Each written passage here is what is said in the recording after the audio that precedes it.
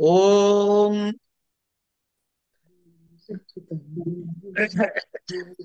అఖండం సచ్చిదానందమవాంగ్మానసగోచరం ఆత్మానమఖిలాధారమాశ్రయే అభీష్ట సిద్ధయే.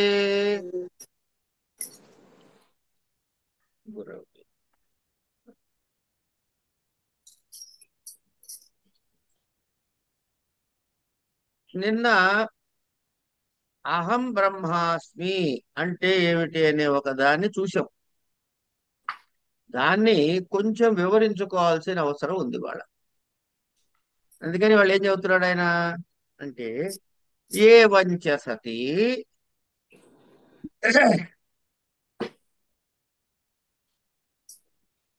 ఏవం చ సతి మనసా ఏవ అనుద్రష్టవ్యం. మనసైవానుద్రష్టవ్యం యన్మనసా న మనుతే. మనసా ఏవ అనుద్రష్టవ్యం అని ఒక వాక్యము, యత్ మనసా న మనుతే ఇది అనయోహో శృత్యోహో అవిరోధ వృత్తివ్యాప్యత్వ అంగీకారేణ ఫలవ్యాప్యత్వ ప్రతిషేధ ప్రతిపాదనాత్ తద్ ఉక్తం. ఫలవ్యాప్యత్వమేవాస్య శాస్త్రకృద్భిర్ నివారితం బ్రహ్మణ్యజ్ఞాననాశాయ వృత్తివ్యాప్తిరపేక్షిత ఇతి. తర్వాత స్వయం ప్రకాశమానత్వాత్ న ఆభాసః ఉపయుజ్యతే ఇతి చ. జడ పదార్థ ఆకార ఆకారిత చిత్తవృత్తేః విశేషः అస్తి. తథా హి అయం ఘటః ఇతి ఘటాకార ఆకారిత చిత్తవృత్తిః అజ్ఞాతం ఘటం విషయీకృత్య తద్గత అజ్ఞాన నిరసన పురస్సరం స్వ స్వగతచిద్ ఆభాసేన స్వగత చిదాభాసేన జడం ఘటం అపి భాసయతి.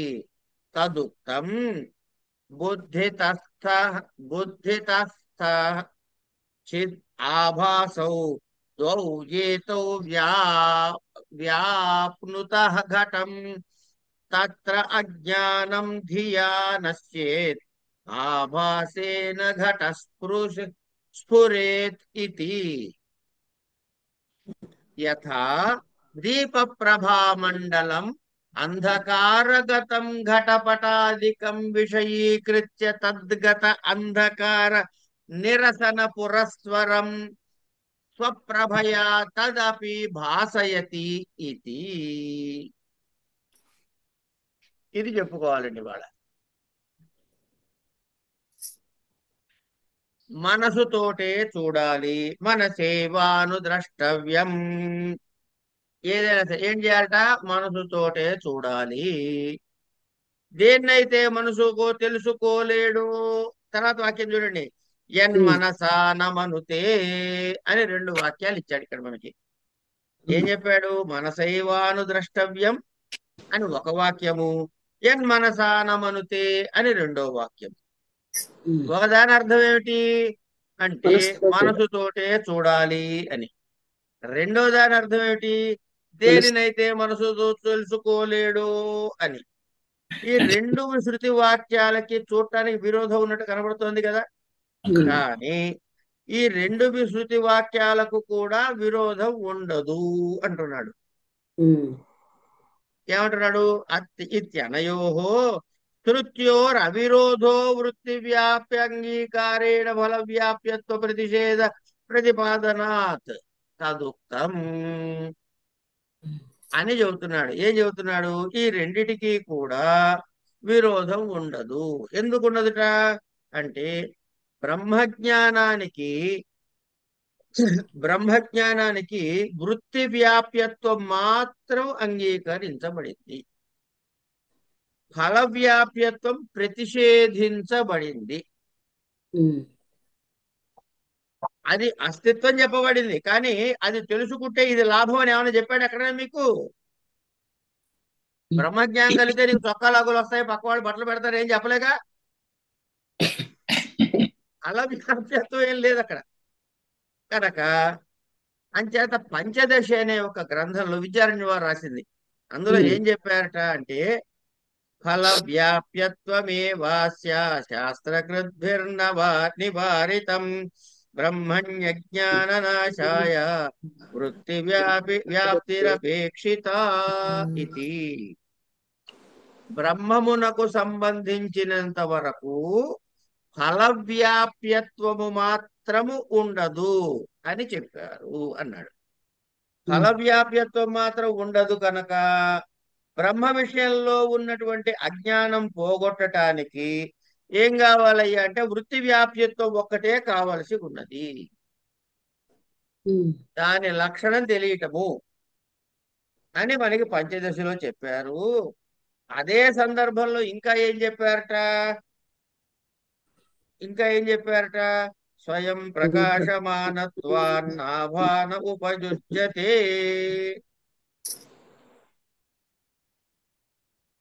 వేదాంత పంచదశి అంటారు అందులోనా గురుగారు? అదేనమ్మా పంచదశి అన్నా వేదాంత పంచదశి అన్నా రెండు ఒకటే, విద్యారణ్యుడు వాళ్ళది. ఓకే.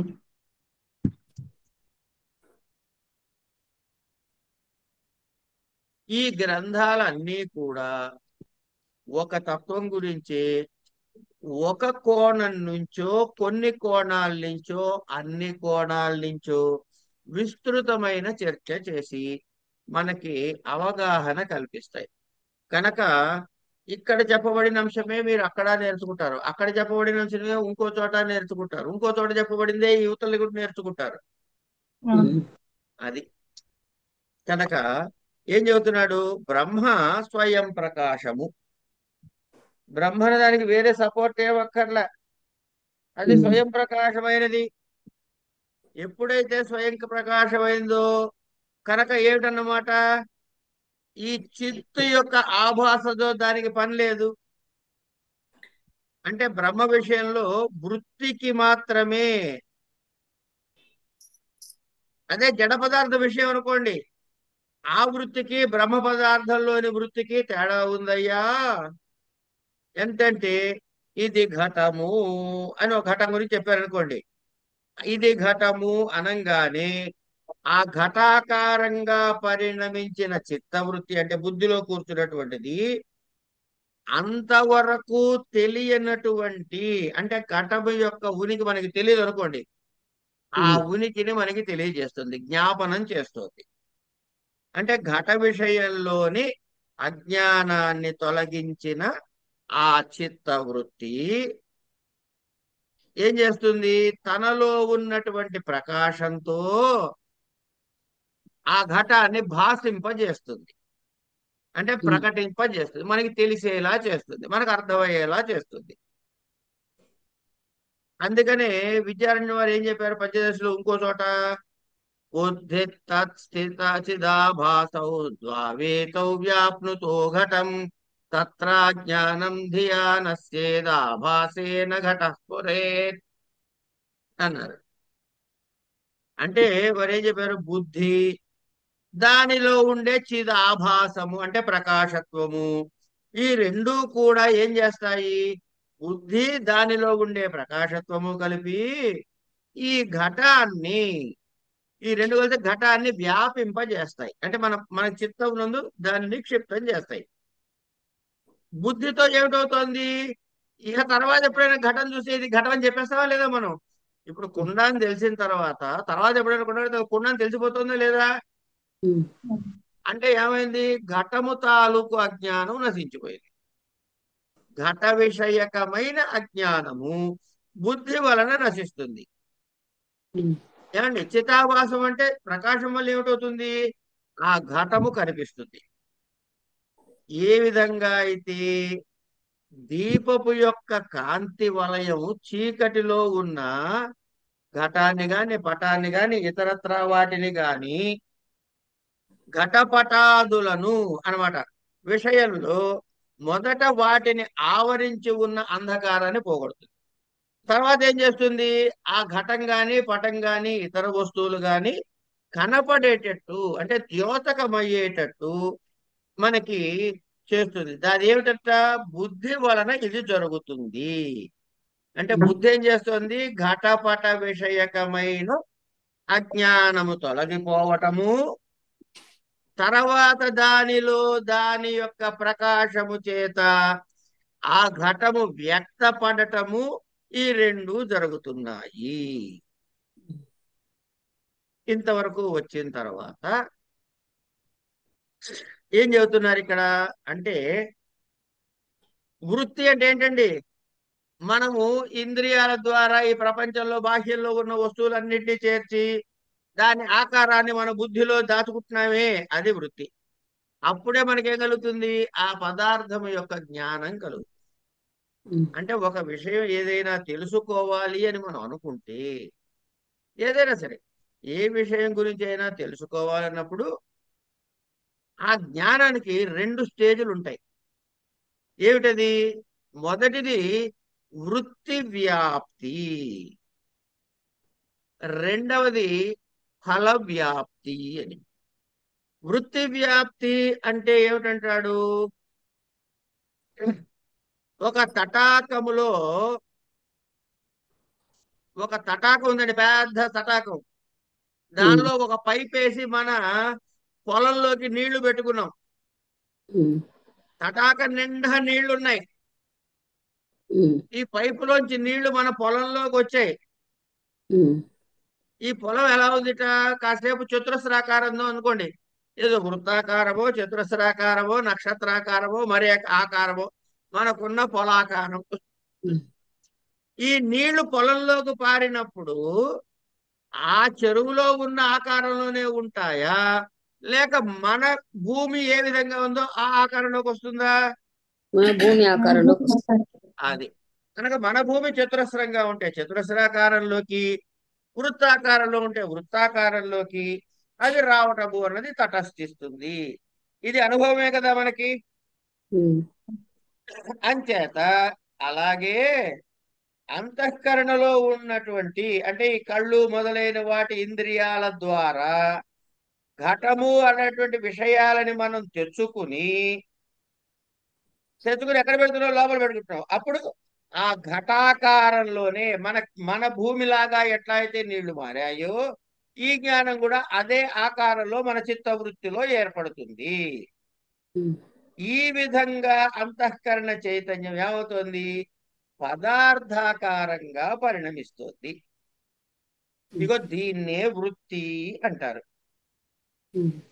అంటే ఏ ఆకారాన్ని చూశారో ఆ ఆకారం యొక్క ఇంప్రెషన్ మన చిత్తవృత్తిలో పడటమే వృత్తి. ఇలా అంతఃకరణలో అఖండమైనటువంటి బ్రహ్మమును పొంది బ్రహ్మాకారంగా పరిణమిస్తుంది. అది ఎంతగా చెప్పుకున్నాం కదా నిన్న, అహం బ్రహ్మాస్మితి అని చెప్పినప్పుడు చిన్న తేజస్సు, దీపము, సూర్యుడు ఉదాహరణ చెప్పుకుని, దీపము సూర్యుడు తేజస్సులో కలిసిపోయినట్టుగా సూర్య తేజస్సు ఒక్కటే ఆవరించి ఉన్నట్లుగా బ్రహ్మ పదార్థం మన చిత్తవృత్తి యందు ఒకటిగా పరిణమిస్తుంది అని చెప్పుకున్నాం కదా. కనుక ఇక్కడ ఏమైంది? ఈ అఖండ బ్రహ్మమును పొందినటువంటి ఆ అనుభవము కలిగినప్పుడు ఆ బ్రహ్మము యొక్క ఆకారమేగా పరిణమిస్తుంది మన వృత్తి. దీన్ని ఏమంటారు? వృత్తి వ్యాప్యత్వం అంటారు. ఇప్పుడు అంటే ఇది ఘటపట సాక్షి భావం అనుకోవాలండి దీన్ని. సాక్షి లేదు, వీక్షి లేదు, అన్ని ఒకటే అయిపోయింది. సాక్షి అంటే ఇద్దరు ఉండాలండి.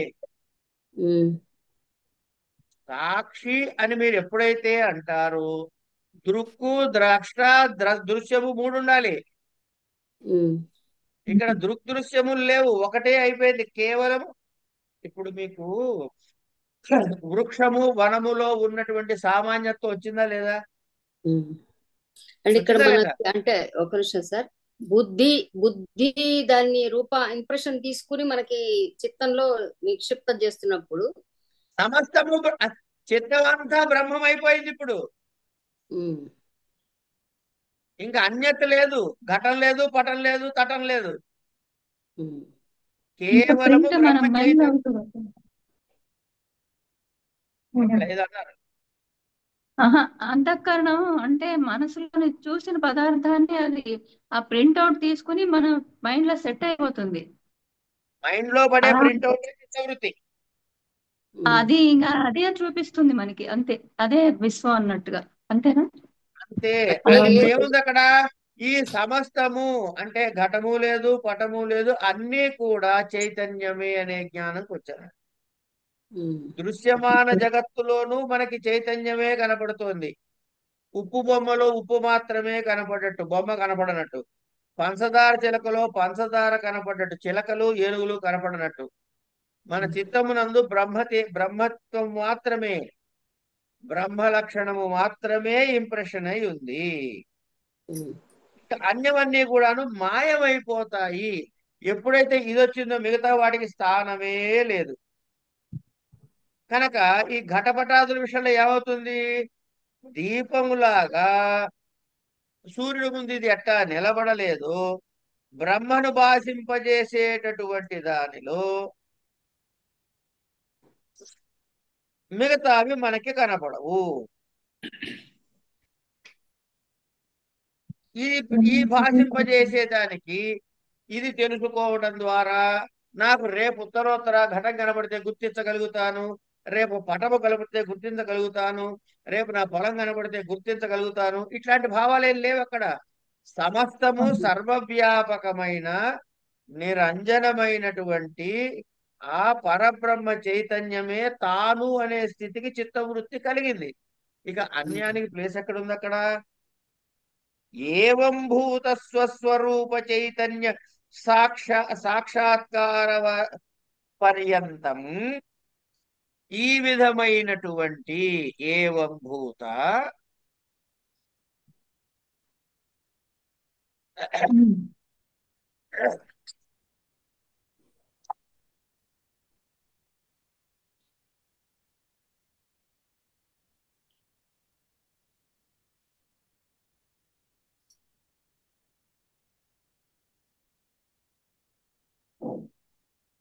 సారీ, ఇక్కడ మనకి రెండు పదాలు చెప్పాడమ్మా. మరొకసారి చెప్పుకుందాం ఈ విషయాన్ని, క్లియర్ గా ఉంటుంది. వృత్తి వ్యాప్తి, ఫల వ్యాప్తి అని రెండు మాటలు వాడాడా లేదా? ఉమ్. వాడాడు. ఏమండి, ఇప్పుడు సాధారణంగా ఒక విషయము యొక్క జ్ఞానము కలిగే క్రమం ఏమిటి అంటే అవి రెండు స్టేజుల్లో అవుతాయి. ఉమ్. ఏమిటంటే మొట్టమొదటిది వృత్తి వ్యాప్తి జరుగుతుంది, ఉమ్. తర్వాత ఫల వ్యాప్తి జరుగుతుంది. ఉమ్.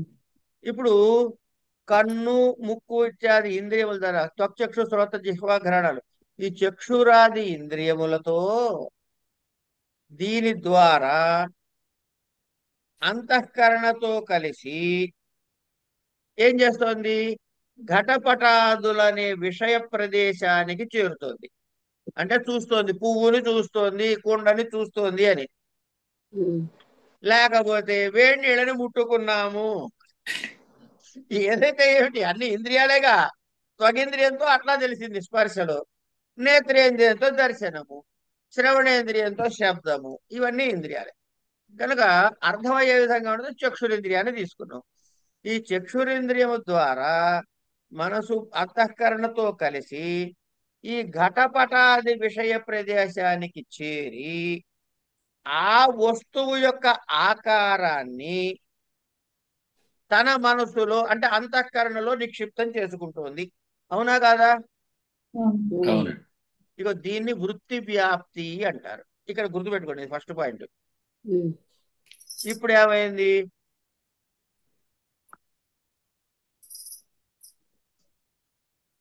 సారీ, ఈ ఆవులింతలు దూడలింతలు ఎక్కువ అవుతున్నాయి.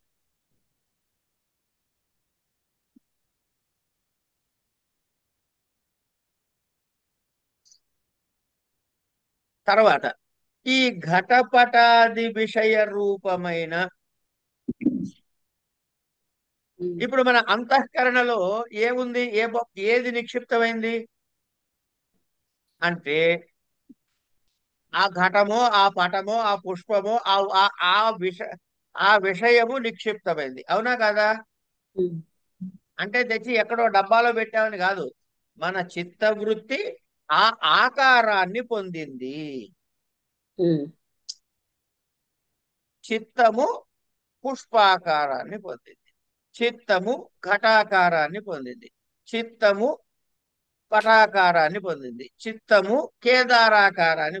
ఏ విధంగా అయితే కేదారము అంటే మన పొలంలోకి నీళ్లు పైపుతో పెడితే మన పొలమాకారాన్ని స్వీకరించిందో, అలాగే ఈ విషయ వస్తువుల యొక్క జ్ఞానము ఇంద్రియాదుల ద్వారా అంతఃకరణకి చేరి అక్కడ ఏమవుతుంది అంటే దాని యొక్క ప్రతిబింబత్వము మన చిదాభాస. అంటే అలా ఆవు ఎలా ఉంటే అలాగే ఆవు రూపం మన చిత్తంలో వచ్చింది.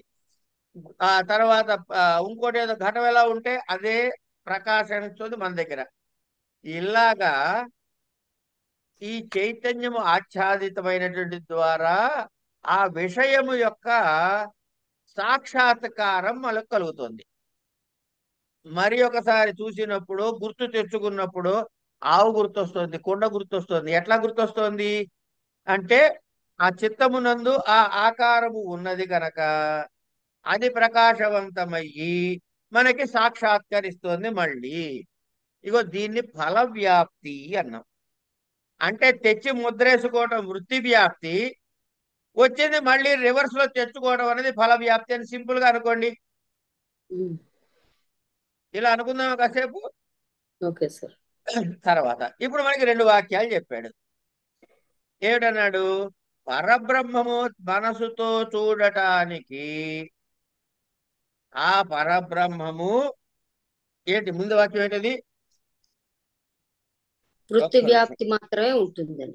కాదు కాదు కాదు కాదు. ఏవం సతి మనసైవానుద్రష్టవ్యం. అది మనసుతో మాత్రమే చూడగలుగుతాము. ఉమ్, తర్వాత ఇంకోటి ఏమంటున్నాడు? ఎన్ మనసా నమనుతే, మనసుతో తెలుసుకోలేము అని రెండు అన్నాడు. అది ఉమ్. ఇప్పుడు మొదటి వాక్యాన్ని చూద్దాం. ఏమిటది? ఎన్ మనస ద్రష్టవ్యం. ఆ మనసైవాను ద్రష్టవ్యం. మనసైవాను ద్రష్టవ్యం అని పట్టుకుందాం. ఉమ్, ఈ శృతి వాక్యంలో ఏమిటవుతోంది? మనసు ద్వారా పరమాత్మ చైతన్యము ప్రాప్తిస్తుంది అని చెప్పాడు. ఉమ్, ఏ స్థితిలో అంటే ఇక్కడ మనస్సు అని అన్నప్పుడు ఇక్కడ మనస్సుతో చెప్పబడినటువంటి అర్థము ఏమిటి అంటే, సరే రెండు వ్యాప్తులు చెప్పండి. ఒకటి వృత్తి వృత్తి వ్యాప్తి. వ్యాప్తి, ఫల వ్యాప్తి. రెండు ఫల ఫల వ్యాప్తి. ఫల ఫల వ్యాప్తి. వ్యాప్తి. ఇక్కడ మనసుతోటే తెలుసుకోగలము అన్నదప్పుడు వృత్తి వ్యాప్తిని గురించి చెప్పాడు అని దానికి తాత్పర్యం. అంతే కదా? బ్రహ్మము అనుభూతమైనప్పుడు ఆ అనుభవం మీ చిత్తవృత్తులనే కదా ఉంటుంది ఈ ఉమ్, జీవుడికి. అవును. కనుక ఇక్కడ వృత్తి వ్యాప్తిని స్వీకరిస్తాం. అప్పుడు ఏమైంది? ఈ విధంగా చెప్పడం ద్వారా మనసు ద్వారా తెలుసుకోగలిగినటువంటి ఉమ్. ఈ రెండో మాట ఏమిటి? మనసు ద్వారా తెలుసుకోలేము. ఎన్ మనసానమనుతే అన్నాడు. ఇది దేని గురించి చెప్పాడు? ఇక్కడ మనసు ఉమ్, ఏం చెప్పాలి అంటే ఫల వ్యాప్తిని గురించి చెప్పాలి అన్నాడు. ఈజ్ ఉమ్, ఈక్వల్ టు రాసుకుంటే పరబ్రహ్మ చైతన్యము వృత్తి వ్యాప్తి కలుగుతుంది, కానీ మళ్ళీ రివర్స్ లో తీసి దాన్ని కొత్తది కనపడ్డప్పుడు దాన్ని గుర్తించాల్సిన అవసరం లేదు. ఏమండి? ఘటము ఇంప్రెషన్ కలిగింది, మరొక ఘటము కనపడ్డప్పుడు కదా దీని ప్రకాశత్వం అవసరం వస్తుంది మీకు ఫల వ్యాప్తి. ఒక పటమును చూశారు, ఒక గుడ్డను చూశారు, అది మళ్ళీ గుర్తొచ్చినప్పుడు కదా ఉమ్, దీని ఫల వ్యాప్తి ఉపయుక్తం అవుతుంది. పరబ్రహ్మ అవును. చైతన్యం అనుభవంలోకి వచ్చింది, వృత్తి వ్యాప్తి జరిగింది, మళ్ళీ కొత్త పరబ్రహ్మ స్వరూపం ఏమైనా కనపడుతుందా మీకు? ఇది మళ్ళీ లేదు. ప్రత్యేకంగా ప్రకాశం, అదేదో వేరే వస్తువుని ప్రకాశింప చేయటానికి అవసరం లేదుగా. కనుక ఇక్కడ మనం ఏం తీసుకోవాలి? ఫల వ్యాప్తి అనేటటువంటి అర్థాన్ని తీసుకోవాలి. అంటే ఇక్కడ మనకి ఏమిటవుతోంది? స్థూల దృష్టితో చూస్తే ఈ రెండు వాక్యాలు భిన్న భిన్నంగా ఉన్నాయి, కానీ తాత్వికముగా దాన్ని సూక్ష్మముగా పరిశీలిస్తే ఒక వాక్యమేమో వృత్తి వ్యాప్తిని చెబుతోంది, రెండో వాక్యమేమన్నా ఫల వ్యాప్తిని యొక్క అపేక్ష లేదు అని చెబుతోంది. ఎందుకు అంటే ఎప్పుడైతే మనకి పరమాత్మ చైతన్య జ్ఞానము కలిగిందో స్థూల దృష్టికి కనపడేటటువంటి ఈ జగత్తులో ఉండేటువంటి వస్తు సంచయం అంతా కూడా దాని ఈ జ్ఞానము చేత అజ్ఞానము నశించబడింది గనక, జ్ఞానము వస్తే అజ్ఞానము నశించింది గనక, అజ్ఞానజన్యమే స్థూల ప్రపంచము కనుక, జ్ఞానము కలిగిన వెంటనే అజ్ఞానానికి అస్తిత్వం లేదు కనుక జగత్తు లేదు. కనుక జగత్తు నష్టమైపోయింది, కార్యము నష్టమైపోయింది. ఎందుకు? కారణం నష్టమైంది కాబట్టి. కారణం ఏమిటి? అజ్ఞానం. అప్పుడు మీకు కలిగిన జ్ఞానం ఏంటి? అహం బ్రహ్మాస్మి అనేటటువంటి అనుభూతి కలిగింది. అంటే సార్ ఏమైంది? నాకు సరిగా అర్థం కాలేదండి. ఏది అర్థం కాలేదు? అంటే అర్థమయ్యేదాకా చెప్పుకుందాం. చెప్పండి. ఒకటి చూసి అది పరమాత్మ అన్నది వెంటనే మనకు మళ్ళీ పరమాత్మ అన్న స్ఫురణ రావట్లేదు కదా. ఏదైనా వస్తువుని చూసినప్పుడు అది పరమాత్మకి దాన్ని వ్యాపించి ఉన్నది అన్న స్ఫురణ మనకి రావట్లేదు కదా. అంటే ఈజీక్వల్ టు అర్థం ఏంటంటే మీకు ఇంకా అహం బ్రహ్మాస్మి అనే అనుభూతి కలగలేదు అని అర్థం. అంతే. మరి అది చూడడం మళ్ళీ తర్వాత ఇంకొకటి చూసినప్పుడు ఈ అది అనుభూతి అలా కాదమ్మా. ఇక్కడ రెండు విషయాలు పట్టుకోండి. వాక్యార్థము తెలియుట అనుభూతి కాదు. ఈ పుస్తకం చదివితే డాక్టర్ గారు మంచి ఆపరేషన్ చేస్తారు, నేను 1000 రూపాయలు పెట్టి ఆ పుస్తకం కోసం నేను ఆపరేషన్ చేయగలనా? కనుక అంటే నాకు ఇప్పుడు మనం చేయాల్సిన సాధన అంతా అండి, ఏది ఏ వస్తువుని చూసినా అదంతా పరమాత్మతో వ్యాపించిందని అన్న అనుభూతి మనకి రావాలని సాధన రావాలి. ఆ స్థితి రావటానికే ఈ గోలంతా సాధన చెయ్యాలి. చెయ్యాలి. ఆ మాట కూడా మనకి తర్వాత వాక్యంలో చెబుతాడు. అంటే ఆ మన తర్వాత దానిపై దాని మీద దానిపైన కేంద్రీకరించి చేయాలి. చూస్తున్న ప్రతి వస్తువు బ్రహ్మస్వరూపం అన్న భావన రావాలి మనకి. భావన రావడం కాదు, అదే కనపడాలి, అది స్ఫురణకి రావాలి. అది రావడానికి టైం పడుతుంది. కానీ అది అని తెలిసిన తర్వాత అది రూఢి కావాలండి. ముందు తెలిసింది. చెప్పండి, ఏదో అన్నారు సీత గారు. అదే అంటే మళ్ళీ మనం రజ్జు సర్ప భ్రాంతి దగ్గరికే వచ్చేస్తున్నాం కదా గురుగారు. లైట్ వేసుకున్నాము, సర్పం లేదు, తాడు లేదు, దీనికి సంబంధం లేదు కదా. చెప్పండి, మీరు చెప్పండి. ఆవిడ అనాలిసిస్ చెప్పనండి. భ్రాంతి తొలగిపోవడమే పరమాత్మ అసలు విషయం తెలుసుకోవడం. అంతే. అట్లా అనిపిస్తుంది నాకు. 100% అంతే. ఎందుకు అంటే మీకు ఈ గ్రంథం మొదట్లోనే చెప్పాడు. ఏం చెప్పాడండి మొదట్లో? ఏమని చెప్పాడు మొదట్లో? అక్కడే స్టార్ట్ చేస్తాం కదా. అజ్ఞానం వల్ల అజ్ఞానం కలిగిపోవడం. అసర్పభూతాయాం రజ్జౌ సర్పారూపవత్ వస్తుని అవస్తు ఆరోప అధ్యారోప వస్తు సచ్చిదానందాద్వయం బ్రహ్మ అజ్ఞానాది సకల జడ సమూహో అవస్తు అజ్ఞానంతు సదసద్భావమిచ్చ నిర్వచనీయం అని చెప్పాడు. మీకు 6వ పాయింట్లో ఉంటుంది మీ పుస్తకంలో. కనుక ఇక్కడ మీకు బ్రహ్మ చైతన్యము యొక్క స్ఫురణ కలిగిన తర్వాత మిగతాదంతా అవస్తువు అని తేలుతుంది. ఇక్కడ ఒక పెద్ద ఒక గొప్ప మన మన దృష్టిని ఎలా పెట్టుకోవాలన్న అన్న అన్న డైరెక్షన్ ఉంది కదండి సార్ ఇక్కడ. నేను చెప్తున్నాడు. దాని తర్వాత వాక్యం చూడండి. ఇంకా ఉమ్. దాని తర్వాత వాక్యం ఏమంటాడు? ఏవం భూత, చూడండి, ఏవం భూత. Next శ్లోకమా sir? ఏవం భూత స్వస్వరూప చైతన్య సాక్షాత్కార పర్యంతం శ్రవణ మనన నిధిధ్యాస సమాధ్య అనుష్ఠానాస్యాపేక్షితత్వే అపి ప్రదర్శ్యంతే.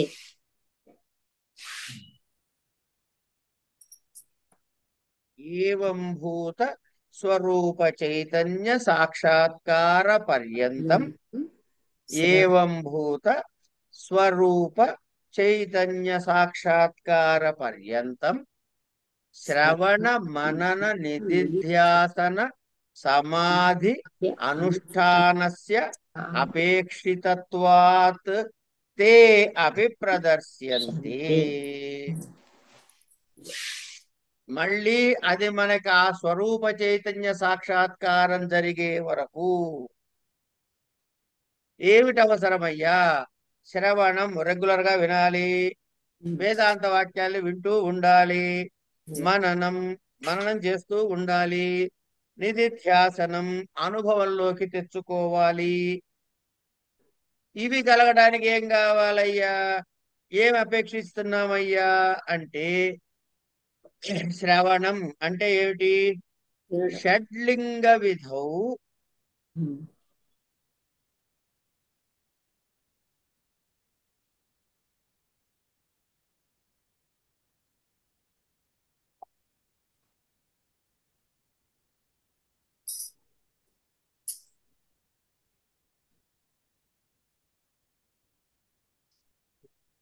షడ్లింగ విధౌ అంటే మనం 6 లింగాలు చెప్పుకున్నాం కదా. ఏమిటది ఆ షడ్లింగం అంటే? ఆ ఆ ఉప ఉప ఉపక్రమణ ఉపసంహారములు, అభ్యాసము, అపూర్వత, ఇట్లా 6 చెప్పుకున్నాం మనం. గుర్తున్నాయా అండి? 6 అంశాలు చెప్పుకున్నాం. వీటి ద్వారా ఇందులో ఏం చెప్పబడింది అని మనకి తెలుస్తుంది అని చెబుతూ, ఆత్మావా అరే ద్రాష్ట అంటే అది కాదు, శ్రోతవ్య మంతవ్య నిదాస్తవ్య అని ఏదో చెబుతాడు. ఆ మంత్రాన్ని ఉదాహరణగా ఇచ్చి మనకి ఆత్మ చైతన్యం గురించి బోధించాడు అని చెప్తారే, అట్లా ఈ శ్రవణం అంటే ఆ షడ్లింగాలతో అశేష వేదాంతానాం అద్వితీయే వస్తుని, రెండవది లేనటువంటి వస్తువును తాత్పర్యావధారణం అనేటటువంటి అవధారణ కలగే వరకు చేసేదే శ్రవణం. లింగాలంటే ఏమిటి? ఉపక్రమ ఉపసంహార అభ్యాస అపూర్వత ఫలాది అర్ధవాద ఉపపత్తి ఆఖ్యాని. ఉపక్రమ ఉపసంహారములు, అభ్యాసము, అపూర్వత, ఫలము, అర్ధవాదము, ఉపపత్తి, ఈ 6 కలిపితే ఆఖ్యాని అని చెప్పబడేటటువంటి ఈ 6. తత్ర ప్రకరణ ప్రతిపాద్యస్య అర్థస్య తద్ అధ్యాంతయోః ఆద్యంతయోః తత్ర ప్రకరణ. ఇప్పుడు ఏం చెబుతున్నాడు మనకి ఇక్కడ? ఏవం భూత స్వస్వరూప చైతన్య సాక్షాత్కార పర్యంతం నువ్వేం చెయ్యాలయ్యా అంటే శ్రవణ మనన నిధిధ్యాసలు చెయ్యి అన్నాడు. శ్రవణ మనన నిధిధ్యాసలు అంటే ఏం చెయ్యాలయ్యా అంటే సమాధి అనుష్ఠానస్య అపేక్షితత్వాత్ తేపి ప్రదర్శ్యంతే. కనుక సమాధి కలగాలంటే అనుష్ఠానించాలి కాబట్టి వాటిని కూడా ఇగో చూపిస్తున్నాడయ్యా. ఏమిటి చూపిస్తున్నాడు? శ్రవణ మనన నిధిధ్యాసల్ని చూపిస్తున్నాడు. ముందేం చూపించాలి? శ్రవణాన్ని చూపించాలి. శ్రవణం నామ షడ్లింగై అశేష వేదాంతానాం అద్వితీయే వస్తుని తాత్పర్యార్థావధారణం. లింగాని తు షడ్లింగాలు అన్నాడు. లింగాలంటే ఏమిటయ్యా? ఉపక్రమోపసంహార అభ్యాస అపూర్వత ఫలార్థవాద ఉపపత్తి ఆఖ్యాని. ఉమ్. అంటే సరిపోయిందా?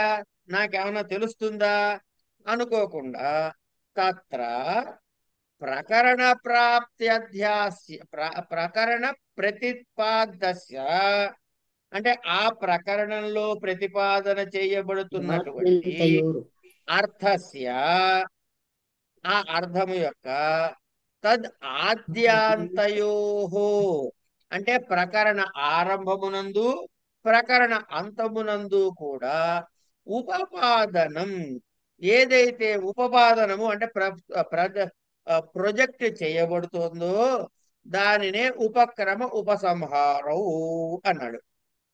యథా ఛాందోగ్యే షడధ్యాయే ప్రకరణ ప్రతిపాద్యస్య అద్వితీయ వస్తునః ఏకం ఏవాద్వితీయం ఇత్యాదౌ ఏతదమ ఏతం ఏతద్ ఆ ఏతదాత్మ్యం ఇదం సర్వం ఇతి అంతే చ ప్రతిపాదనం. ఏం చెప్పాడు? చాందోగ్యోపనిషత్తులో 6వ అధ్యాయంలో నాయనా ప్రకరణ ప్రారంభంలో ఏం చెప్పాడు? అద్వితీయమైన వస్తువు గురించి చెబుతూ ఏకం ఏవా అద్వితీయం అన్నాడు. ఉన్నది ఒకటే వస్తువు నాయనా, రెండోది లేదు అని చెప్పాడు. చివరికి ఏం చెప్పాడు? ఏతదాత్మ్యం ఇదం సర్వం అన్నాడు. ఆత్మ వస్తువే ఈ సర్వము అంటే రెండోది లేదనే అర్థం అక్కడ. కనుక ఆరంభమునందు అంతమునందు కూడా చెప్పింది ఏం చెప్పాడు? అద్వితీయత అని చెప్పాడు. ప్రకరణ ప్రకరణ ప్రతిపాదస్య వస్తునః తన్మధ్యే, అంటే తన్మధ్యే పౌనఃపుణ్యేన ప్రతిపాదనం అభ్యాసః. అంటే ఇప్పుడు పైన అద్వితీయం చెప్పాడు కదా, అద్వితీయ వస్తువు గురించి చెప్పాడు కదా, అదే విషయం మాటి మాటికి చెప్పాలి అన్నాడు. యథా తత్రేవ, అక్కడే ఎక్కడ అంటే చాందోగ్యంలో 6వ అధ్యాయంలో మధ్య మధ్యలో 9 సార్లు అనుకుంటా నవకృత్వ చెప్పాడుగా. నవకృత్వ తత్వమసి ఇది ప్రతిపాదనం. ఎప్పుడైతే అద్వితీయ వస్తువు అని చెప్పాడో, మరి నేను వేరు పరమాత్మ చైతన్యం అంటున్నావు కదయ్యా అని మనం ఎక్కడంటాము అని తత్వత్వం అసి తత్వత్వం అసి అని చెబుతున్నాడు. కనుక ఈ తత్వత్వం అసి అనేటటువంటి ప్రతిపాదనని చాందోగ్యంలో ఆ 9 సార్లు ఆవృత్తి అవుతుంది. మరల మరల చెప్తున్నా. అంచేత దాన్ని ఏమన్నాడు? అభ్యాస. అప్పుడు ఏమైపోయింది? ఉపక్రమ ఉపసంహారాలైనవి, అభ్యాసం అయింది. అయిన తర్వాత అక్కడ అది అయిపోయింది. పూర్వత ప్రకరణ ప్రతిపాద్యస్య అద్వితీయ వస్తునః ప్రమాణాంతర అవశయీకరణం అపూర్వత.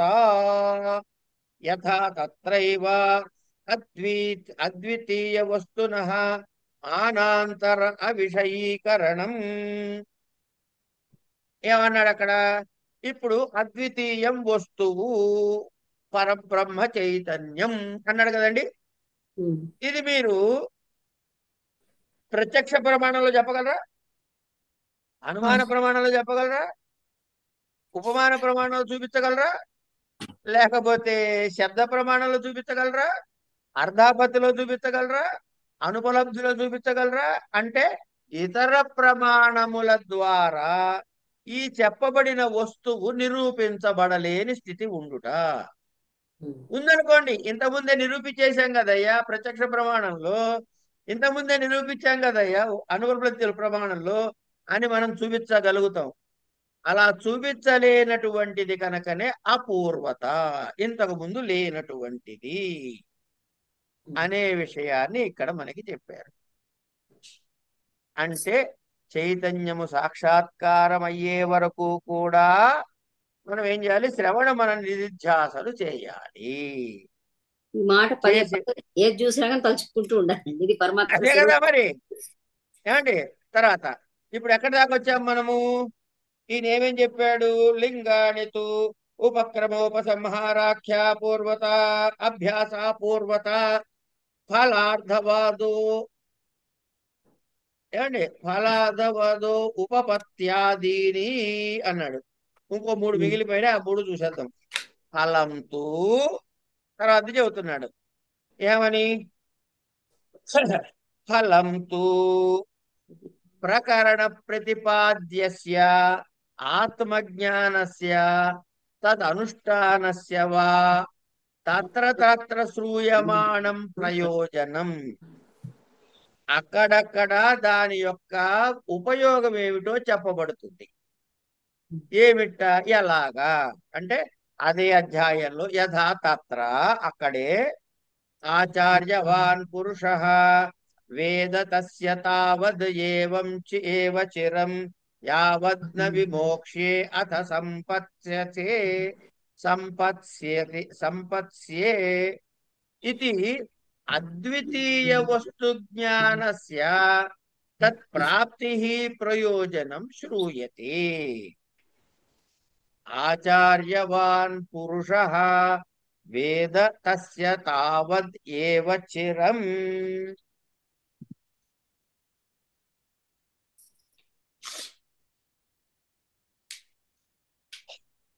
అని.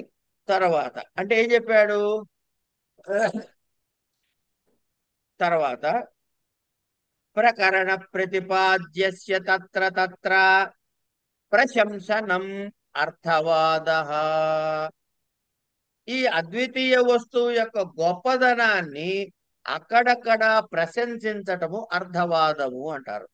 అర్థవాదము అంటే ఒక విధిని చేయుట ద్వారా కలిగే ఫలితము గురించి తెలియజేయటము, గొప్పగా చెప్పుట గాని, లేదా ఒక పని చేయటం ద్వారా, నిషేధ పనిని చేయటం ద్వారా జరిగే నష్టములను ప్రస్ఫుటముగా చేసి చెప్పుట గాని, ఇట్లా ఆ వేదవాక్యములో విధి నిషేధాలలో యొక్క గొప్పదనము అంటే అది చేసే శుభము గాని అశుభము గాని ఉత్కృష్టముగా చెప్పుట అర్థవాదం.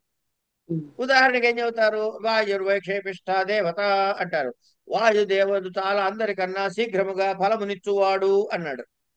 అంటే అర్థం ఏమిటి, వాయు సంబంధమైన యజ్ఞాలు చేసుకోరా నాయన, నువ్వు కోరుకున్న ఫలితాలు తొందరగా వస్తాయని చెప్పాడు. యజ్ఞవిధి చెప్పలే, ఇక్కడ వాయువు గొప్పవాడని చెప్పాడు అంతే. ఇగో ఇది అర్థవాద వాక్యాలంటే. అబ్బో ఆయన దగ్గరికి వెళ్తే ఎవడైనా గెలుస్తాడండి అని ఎవడన్నా అనుకోండి, అది అర్థవాద వాక్యం. వాడు వెళ్ళి గెలిస్తే అది వేరే విషయం. సరే, యథా తత్ర ఏవ అక్కడే ఉతతం ఆదేశం అప్రాక్ష్య అప్రాక్ష్య ఏన అశ్రుతం శృతం భవతి. ఆదేశం అప్రాక్ష్య ఏన అశ్రుతం శృతం భవతి. అమతం మతం అవిజ్ఞాతం విజ్ఞాతం ఇది ద్వితీయ వస్తు ప్రశంసనం.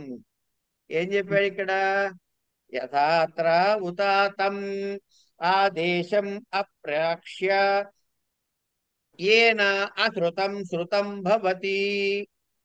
ఏ తత్వజ్ఞాన బ్రహ్మజ్ఞానము కలగడం ద్వారా మీకు ఏం జరుగుతుందయ్యా, ఇంతకు ముందు విననటువంటిది అశ్రుతం శృతం భవతి, విన్నట్టుగా అవుతుంది. ఆ మతం మతం ఇంతకుముందు తెలియనటువంటిది ఇప్పుడు తెలిసినట్టు అవుతుంది. అవిజ్ఞాతం ఇంతకుముందు దాని ఏదైతే జ్ఞానం మనకి లేదో అది విజ్ఞాతం, దాని జ్ఞానం మనకు కలుగుతుంది. ఇది అద్వితీయ వస్తు ప్రశంసనం అర్థవాద. తర్వాత ప్రకరణ ప్రతిపాద్య అర్థ సాధనే తత్ర తత్ర శ్రూయమాణ యుక్తి ఉపపత్తి. అంటే ఇప్పుడు మీకు ప్రకరణంలో ఒకటి చెప్పాడు. ఏం చెప్పాడు, అద్వితీయమైనది పరబ్రహ్మ చైతన్యం అని చెప్పాడు. అది ఎట్లా సాధించాలి నేను, కనుక అది సాధించాలంటే అర్థ సాధనే తత్ర తత్ర శ్రూయమాణ యుక్తి, దాన్ని ఉపపత్తి అన్నాడు. ఎట్లా, యథా సౌమ్య ఏకేన మృత్పిండేన సర్వం మృణ్మయం విజ్ఞానం స్యాద్ వాచా ఆరంభణం వికారః నామధేయం మృత్తికా ఇది ఏవ సత్యం. నాయనా, మృత్తికతో చేసినటువంటి ఈ మృణ్మయమైన విజ్ఞాతం అంతా ఏదైతే ఉందో, కుండ తట్టి మూకుడు పాడు అన్ని, ఇది వాచారంభణం, నోటి దురద. ఎందుకు దానికి కొండ అని పేరు పెట్టుకున్నావు? ఈ వికారాలు వాచారంభణ వికారమ, పేరు అన్ని భ్రమలు. అంటే నోటితో పెట్టే దాన్ని కొండ అనకుండా ఇలా చేసిన దాన్ని వాడెవడో మొట్టమొదట వాడు కొండ అనకుండా బండ అన్నాడు అనుకోండి, మనం అంతా ఏమని పిలిచేవాళ్ళం అండి దాన్ని? బండ అనే అంటాం. అంతెందుకండి, మీకు చిన్న ఎగ్జాంపుల్ చెబుతా. ఇదో పిచ్చి ఉదాహరణ కాదు. చాలా మంది గ్యాస్ సిలిండర్ ని గ్యాస్ బండ అంటారు. అవునా, తెలీదు. లేదులేండి, తెలియకపోతే నష్టమే లేదు అది. ఏమండి, మరి మనం సిలిండర్ అంటే వాడు బండ ఎందుకు అంటాడు? వాడికి అది వచ్చేసింది కనుక ఇది వాచారంభణం వికార. ఏమిటి? నామధేయం. పేరేదైతే పెట్టావో నాయనా, అది కేవలం నోటితో చెప్పే ఒక వాచారంభణమే తప్ప నిజము కాదు. ఎందుకు? మృత్యుపిండ సర్వం మృణ్మయం విజ్ఞానస్య. ఎప్పుడైతే మట్టితో చేసింది మృణ్మయమే అవుతుంది గాని కుండ చట్టి అన్ని పిచ్చి మాటలు తప్ప ఇంకేం లేదయ్యా అని జ్ఞానం కలుగుతుందో, ఏం తెలుస్తుందయ్యా? మృత్తిక ఇది ఏవ సత్యం అని తెలుస్తుంది. ఇది ఉపపత్తి, ఇది యుక్తి అన్నమాట. ఇత్యాదౌ అద్వితీయ వస్తు సాధనే వికారస్య వాచారంభణ మాత్రత్వే యుక్తి శ్రూయతే. అంటే అద్వితీయ వస్తువు. అమ్మా, మీ ప్రశ్నకి సమాధానం తల్లి జయభారతి గారు. సార్ చెప్పండి. అద్వితీయమైన వస్తువుకి ఇతర పేర్లతో పిలవటము, వాడు వీడు ఎదురు పట్టు అని పిలవడం అనేది ఈ వికారాలన్నీ వాచారంభణం మాత్రమే అని తెలుసుకోవటమే యుక్తి, ఉపపత్తి అన్నాడు. ఇక్కడికి ఏమైంది? వెంటనే మొదలు పెట్టాలి సార్ సాధన. అసలు ఇక్కడికి ఏం చెప్పాడు? శ్రవణం చెప్పాడు. ఇప్పుడు మనన మూడు చెప్పాడండి: శ్రవణ మనన నిధిధ్యాసలు. ఆ శ్రవణంలో ఏం చేయాలో చెప్పాడు. ఏం శ్రవణం చెయ్యాలయ్యా అంటే, ఇగో ఫలానా చేయవయ్యా. అది ఎట్ట చెయ్యాలయ్యా? షడ్లింగాలతో చేయవయ్యా. షడ్లింగాలంటే ఏంటయ్యా? ఇగో ఇవన్నీ చెప్పానయ్యా. ఇప్పుడు నెక్స్ట్ స్టెప్ మననం. మననంతూ శృతస్య అంటే పైన శ్రవణం చేసిన దాన్ని అద్వితీయ వస్తునః వేదాంత అనుగుణ యుక్తిభి అనవరతం అనుచింతనం. పైన చెప్పినటువంటి అద్వితీయ వస్తువు వేదాంత విషయకముగా ఏదైతే యుక్తులతో నువ్వు తెలుసుకున్నావో అది అనవరతము, అనుచింతనం, నిరంతరముగా చింతన చేయటమే మననము. విజాతీయ దేహాది ప్రత్యయరహిత అద్వితీయ వస్తు సజాతి ప్రత్యయ ప్రవాహ నిధిధ్యాసనం. ఇప్పుడు ఒక డౌట్ వస్తుంది గురుగారు నాకు. అమ్మా, ఒక డౌట్. ఇప్పుడు రావాలి. అంతఃకరణ శుద్ధి అయిపోయిన స్టేజ్ ని వృత్తి వ్యాప్తం అన్నారు. ఆ వృత్తి వ్యాప్త స్టేజ్ లో ఉన్నవాడు మళ్ళీ జారే అవకాశం కూడా లేదు కదండి. మన ధ్రువుడు, ప్రహ్లాదుడు లాగా వాళ్ళు అవన్నీ ఎవరేమి మీరు చెప్పినా కూడా వినరు కదా. ఒక్క నిమిషం మీరు ప్రహ్లాదుని కాసేపు పక్కకు పెట్టండి. మనం ఎంతసేపు ప్రహ్లాదు జోలికి పోద్దు, సీతగారి జోలికి, అనంతకృష్ణ జోలికి రండి. మనం జారుతాం. అమ్మా తల్లి వినండి, మీరు చాలా, మీ ప్రశ్న పిచ్చి ప్రశ్న కాదు, చాలా గొప్ప ప్రశ్న. ఏమండి, ఈ ఈ జారడం అన్నది గ్యారంటీ. ఎందుకు జారతారు అన్నది ప్రశ్న. యోగి జారతాడు, కారణం ఏంటంటే వాడికి త్రిగుణాలు ఆపరేట్ అవుతూ ఉంటాయి, సత్వ రజస్తమో గుణాలు ఆపరేట్ అవుతూ ఉంటాయి. అవి ఉన్నంత కాలము వాటిని అణుస్తాడు, శమధమాదులతో అణుస్తాడు. అవి నశిస్తాయి. ఆగండి అక్కడ. నశించిన సంస్కార రూపంలో ఉంటాయి. దాన్నే సబీజ సమాధి అన్నారు. అలాంటి సబీజ అంటే సంస్కార రూపములో ఉన్నటువంటి ఆ త్రిగుణములు, సత్వరజస్తమో గుణములు ఉన్నంత కాలము అవి ఎప్పుడైనా మళ్ళీ ప్రకోపించవచ్చు. అలా ప్రకోపించినప్పుడు ఉత్థాన స్థితి అంటే మళ్ళీ బెళుకు వస్తుంది, వాడు బయటకు వస్తాడు, మళ్ళీ జగత్తే కనబడుతుంది వాడికి. అవి కూడా దగ్ధమై, ఒక్క నిమిషం, అది కూడా దగ్ధమైపోతే దానిని నిర్బీజ సమాధి అన్నారు. అది మోక్షము. కనుక అసంప్రజ్ఞాత సమాధికి మోక్షానికి ఉన్న తేడా ఏమిటంటే సంస్కార రూపములో త్రిగుణాలు ఉండుట లేకపోవుట అన్న తేడా. కనుక ఇది విషయం. ఇక్కడికి శ్రవణ మనన నిధిధ్యాసల గురించి చెప్పుకున్నాం. శ్రవణ మన నిధ్యాసలు ఏం చెప్పాము? కేవలముగా వేదాంతము అనేక అనుకూలమైన యుక్తుల ద్వారా విని అద్వైత వస్తువు అంటే బ్రహ్మని నిరంతరము మాటి మాటికి చింతన చేయటం మననము.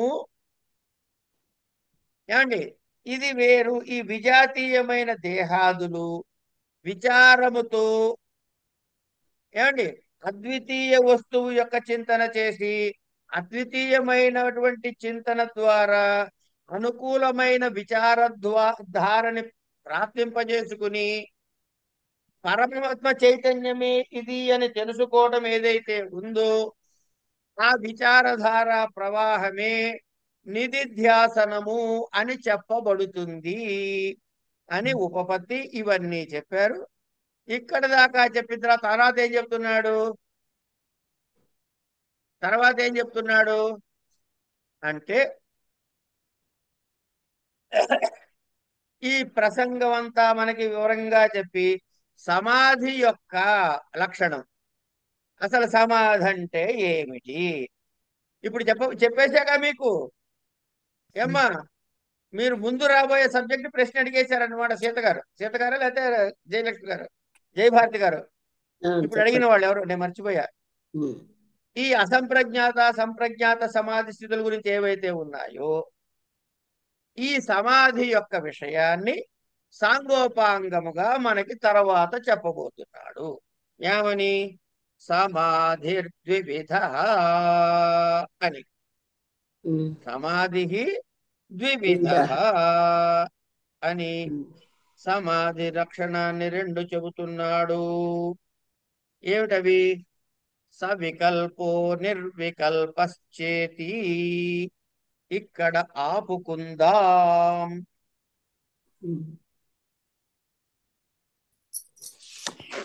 ఇక్కడ నుంచి ఇక్కడ వరకు మనకి లక్షణాలు చెప్పేశాడు కాబట్టి సమాధి అంటే ఏమిటి, దాని లక్షణాలు ఏమిటి, అవి ఇత్యాదయ రేపు చూద్దాం. ఇవాటికి ఇక్కడ ఆపుదామమ్మా. నమస్కారం సార్. సమాధి అంటే సమాధానం.